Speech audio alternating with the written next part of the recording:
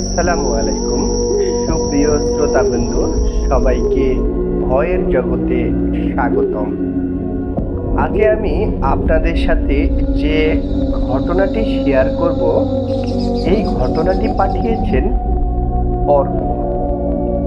তিনি নরসিংদী জেলার শিবরামপুর উপজেলার দারিয়াকান্দিতে বসবাস করেন। এই ঘটনাটি তার সাথে 2014 সালের মাঝামাঝি সময়ে ঘটেছিল। তো তার সেই অভিজ্ঞতাটি তিনি আমাদের সাথে যেভাবে বর্ণনা করেছেন, আমরা আপনাদের সামনে সেভাবেই তুলে ধরার চেষ্টা করব। তখন আমি সদ্য কলেজ পাশ করে বেসরকারি সংস্থায় যোগ দিয়েছি। মফস্বল শহরের এক প্রান্তে আমার বাড়ি। আমার অফিস ছিল মূলত শহরের কেন্দ্রবিন্দুতে। প্রতিদিনের মতো সেদিনও কাজ শেষ করে বাড়ি ফিরতে ফিরতে বেশ রাত হয়ে গিয়েছিল। কিন্তু সেই দিনের পরিস্থিতি একটু স্বাভাবিকের থেকে অন্যরকম ছিল। আকাশটা ঘন মেঘে গর্জন করছিল, মাঝে মাঝে এখানে ওখানে বিদ্যুৎ রশ্মি দেখা যাচ্ছিল। আর তিথি অনুযায়ী ছিল সেটা গভীর অমাবস্যা, অর্থাৎ চাঁদের বা অতিরিক্ত আলোর কোনো বালাই নেই। শহরের মধ্যে যতক্ষণ ছিলাম ততক্ষণ তো এখানে সেখানে ল্যাম্পপোস্টের এই আলো সেই আলো থেকে দেখা যাচ্ছিল। কিন্তু শহর ছেড়ে যখন গ্রামের প্রকৃতির রাস্তা ধরলাম, তখন চারিদিকে অন্ধকার আর ঝিঝি পোকার ডাক।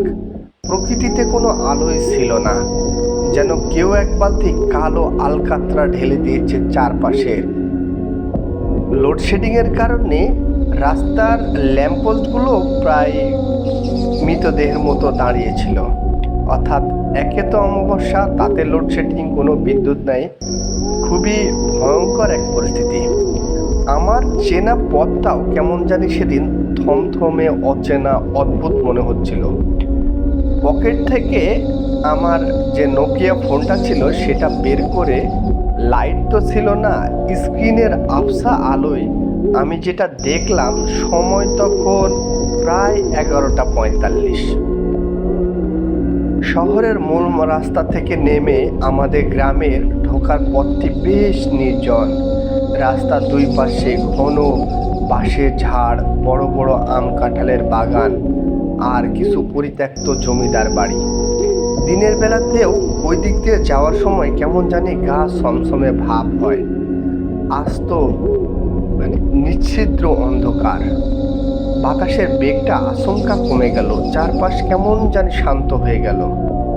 আমি ধীরে ধীরে যাচ্ছি, নিজের পায়ের জুতা জোড়ার শব্দ আমার কাছে কেমন জানি অদ্ভুত খটখট খটখট শব্দ মনে হচ্ছিল।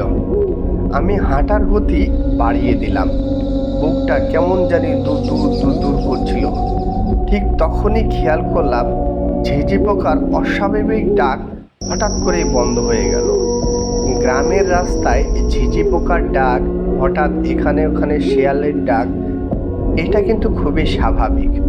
কিন্তু রাতের যে একটা চেনা আবহাওয়া, অর্থাৎ কুকুরের ডাক, ব্যাঙের ডাক, যেন কিছুই নেই, চারিদিকে একেবারে নিস্তব্ধ নীরবতা। হঠাৎ মনে হলো আমার পেছনে কেউ ঠিক হাঁটছে। আমি থমকে দাঁড়ালাম, পেছনে তাকানোর সাহস আমার হলো না। কান খাড়া করে শব্দ শোনার চেষ্টা করলাম, ভাবলাম হয়তো মনের ভুল। একটু মনের সাহস নিয়ে আবার হাঁটা শুরু করলাম, কিন্তু এবার খুব স্পষ্ট শুনতে পেলাম আমার পায়ের শব্দের সাথে তাল মিলিয়ে কারা যেন ভারী পায়ের শব্দে আমার দিকেই আসছে। আমি 2 কদম দূরে চলে গেলাম এবং পেছনে অদৃশ্য কিছু সত্তার উপস্থিতি আমি টের পেলাম। কে কে ওখানে? গলা খাকি দিয়ে চিৎকার করে উঠলাম আমি। কোনো উত্তর এলো না, শুধু বাঁশের ঝাড়ের ওপাশে একটা ঠান্ডা বাতাস বয়ে গেল, যা জুনের ভ্যাপসা গরমের মধ্যেও একটু স্বস্তি দিল না, মনে হচ্ছে অস্বাভাবিক কিছু একটা। সে আবহাওয়া যেন এক মেরুদণ্ডের ভেতর দিয়ে এক বরফের মতো শীতল হাওয়া আমার শরীরের মধ্যে বয়ে গেল। রাস্তার ঠিক মোড়ে ছিল একটা বিশাল শতবর্ষী তেঁতুল গাছ। লোকে বলে এই তেঁতুল গাছে নাকি অশ্বরী আত্মার বাস। কোনো এককালে এখানে এক তান্ত্রিক রহস্যময় মৃত্যু হয়েছিল। সাধারণত মানুষ সন্ধ্যার পরে এদিকে মাড়ায় না, কিন্তু বাড়ি ফিরতে হলে আমাকে এই পথ ছাড়ার কোনো উপায় নেই। তেঁতুল গাছের কাছাকাছি আসার পর আমার নাকে তীব্র ভটকা একটা গন্ধ আসলো, যা অনেকটা মাংস পচা বা ভুঁড়ি পচা এরকম একটা গন্ধ হবে। আমি খুব তীব্র পোড়া মাংসের এই উদ্ভট গন্ধে বমি আসার উপক্রম হয়েছিল। একই সাথে তাপমাত্রা হঠাৎ করে আরো বেড়ে গেল। মুখ দিয়ে যেন আমার আগুন বের হচ্ছে এমন একটা অবস্থা। আমি জোরে জোরে নিজেকে বোঝানোর চেষ্টা করলাম, অর্ক, তুমি শিক্ষিত ছেলে, জিন ভূতে এসব কিচ্ছু নেই, তুমি মনে সাহস রাখো, সামনে এগিয়ে চলো। তো মনকে যতই যুক্তি দিয়ে বোঝাইতে চায় না কেন, গাছের নিচে আসার পরে বিভিন্ন শব্দে, বিশেষ করে ডালের মড়মড় করে ভাঙার শব্দে আমার গা ছমছমে হয়ে গেল, আমার পা চলার শক্তি হারিয়ে গেল। হঠাৎ করে একটা বড় ডাল ভেঙে আমার সামনে পড়ল। আমি ভয়ে ছিটকে দু পা পিছিয়ে এলাম। ফোনের ফ্ল্যাশ লাইট জ্বালিয়ে গাছের দিকে তাকালাম। আমার হাতের মুঠো শিথিল হয়ে গেল, ফোন প্রায় পড়ে যাচ্ছিল হাত থেকে। তেঁতুল গাছের মগ ডালে কোনো একটা মানুষ বসতে পারে না, আর সেখানে যা বসেছিল তা কোনো মানুষ নয়। অন্ধকারে আবছা আলোতে যা দেখলাম, কুচকুলে কালো বিশাল এক অবয়ব। তার শরীর মানুষের চেয়ে কয়েক গুণ বড়। মাথার মধ্যে চোখ ছিল না, তার চোখটা ছিল বুকের উপরে, আর সে ওপর থেকে হেলে আমাকেই দেখছে। কিন্তু সবচেয়ে ভয়ঙ্কর যে বিষয়, তার চোখগুলো যেন জল জল করছিল। আর এই চোখে কোনো মনি ছিল না, যেন জ্বলন্ত কয়লার মধ্যে রক্তিম লাল আলো ঠিকরে বের হচ্ছে চোখ দিয়ে। তার লম্বা চোয়ালে আর হাঁটু দাঁতগুলো খুবই ধারালো মনে হচ্ছিল। আমি চিৎকার করতে চাইলাম, কিন্তু গলা দিয়ে কোনো শব্দই বের হলো না। আমার কণ্ঠলন জানি সব শক্তি হারিয়ে ফেলেছে।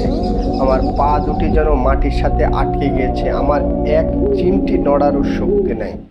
সেই ভয়ঙ্কর সত্তাটি, যাকে আমি মনে মনে জিন বলে চিহ্নিত করলাম, ধীরে ধীরে গাছের ডাল বেয়ে নিচে নেমে আসলো। তার নেমে আসার দৃশ্যটি বড়ই অদ্ভুত। যেমনটি মাকড়সা নেমে আসে, ঠিক তেমনি কোনো মানুষ ওভাবে ওপর থেকে মাথা নিচের দিকে দিয়ে নেমে আসতে পারে না। বাতাসে ভাসতে ভাসতে অন্তর ধীর গতিতে আমার দিকে আসলো।